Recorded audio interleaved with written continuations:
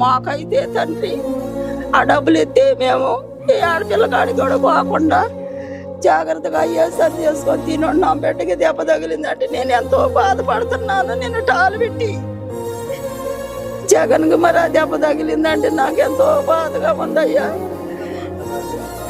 మరి ఇస్తున్నాడు అయ్యా, డబ్బులు ఇస్తున్నాడు అయ్యా, డబ్బులు పెట్టి ఆడపిల్లగాడికి పోకుండా అయ్యా సరి చేసుకొని తినిపోతున్నాం. మరి ఆ కడతకు తగిలితే ఆ చచ్చిపోతే ఎవరయ్యా మాకు దిక్కు?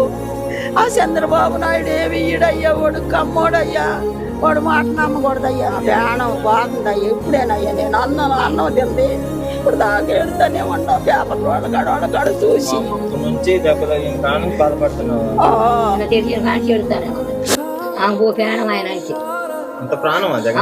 ఆయన మీటింగ్ ఎక్కడన్నా కానీ వెళ్ళిపోయింది.